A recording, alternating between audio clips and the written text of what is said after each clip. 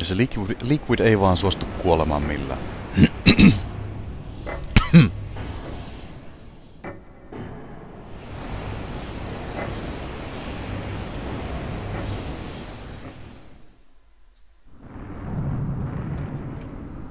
Sleeping late as usual.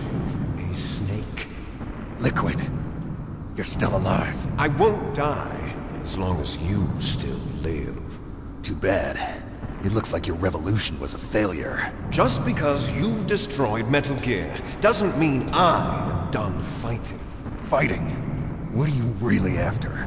A world where warriors like us are honored as we once were, as we should be. That was Big Boss's fantasy. It was his dying wish.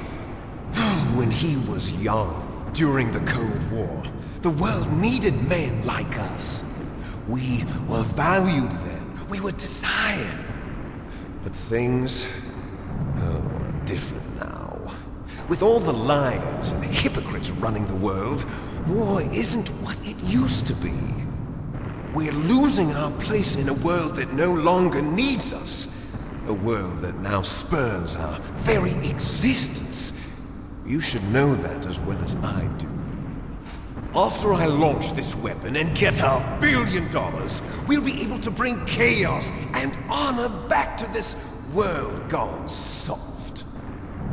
Conflict will breed conflict. New hatreds will arise. Then, we'll steadily expand our sphere of influence. But as long as there are people, there will always be war. But the problem is balance. Father knew what type of a balance was best. Is that the only reason? Isn't it reason enough for warriors such as us? I don't want that kind of world. Ha! You lie! So why are you here then? Why do you continue to follow your orders while your superiors betray you? Why did you come here? Well, I'll tell you then. You enjoy all the killing. That's why. What? Are you denying it? Haven't you already killed most of my comrades? That was... I watched your face when you did it. It was filled with the joy of battle. You're wrong. There's a killer inside you. You don't have to deny it. We were created to be that way. Created? Les enfants terribles. The terrible children.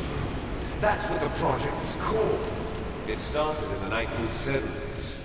Their plan was to artificially create the most powerful soldier possible. The person that they chose as a model was the man known then as the greatest living soldier in the world. Big Boss. The father was wounded in combat and already in a coma when they brought him in. So they created us from his cells, with a combination of 20th century analog cloning and the super baby method. Super baby method. They fertilized an egg with one of father's cells, and then let it divide into 8 clone babies. Then they transferred their clones to someone's uterus, and later intentionally aborted 6 of the fetuses to encourage strong fetal growth. You and I were originally octuplets. Octuplets? Yes. The other 6 of our brothers were sacrificed to make us. We were accomplices in murder before the day we were even born. So it was you and I, 2 fertilized eggs with exactly the same DNA. But they weren't finished yet. They used me as a guinea pig to create a phenotype in which all of the dominant genes were expressed. To create you. I got all of the recessive genes. You took everything from me before I was even born. But you and I aren't his only children. What? The genome soldiers. They too are his progeny, carrying on his genetic legacy. But they're different. They're digital. With the completion of the Human Genome Project, the mysteries of humanity were laid bare. Thanks to Father's Aa, DNA, nyt tulee taas they were tämmönen, josta ei able näe to mitään. identify more than 60 soldier genes responsible for everything from strategic thinking to the morjes. proverbial Pystytkö mä killer skippaan tätä? instinct.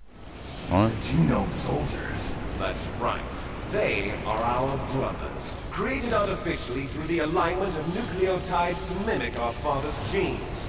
They too are the product of numerous sacrifices. Sacrifices? Human experiments! Lisää. Have you ever heard of the asymmetry theory? Nature tends to favor asymmetry. Those species which have gone extinct all show signs of symmetry. The genome soldiers suffer from the same problem. Signs of symmetry. So do I. As do you. That's right. We are all on the verge of death at the genetic level. We don't know when or what type of disease will occur. That's why we need the old man's genetic information. You want Big Boss's DNA so you can save your family? It's very touching. In nature, family members don't mate with each other, and yet they help each other to survive. Do you know why? It increases the chance that their genes will be passed on to a new generation. Altruism among blood relatives is a response to natural selection. It's called the selfish gene theory. You're telling me that your genes are ordering you to save the genome soldiers? You can't fight your genes, it's fate. All living things are born for the sole purpose of passing on their parents' genes. Yay. That's why I'll follow what my genes tell me. And then I'm going to go beyond. In order to break the curse of my heritage.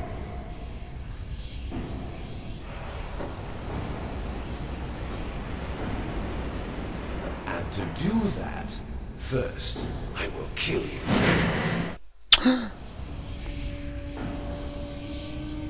Look behind you!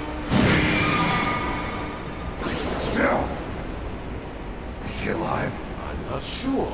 She was alive a few hours ago. Poor girl kept calling your name. Meryl. Stupid woman. Falling in love with a man who doesn't even have a name. I have a name. No! We have no past, no future, and even if we did, it wouldn't be truly ours.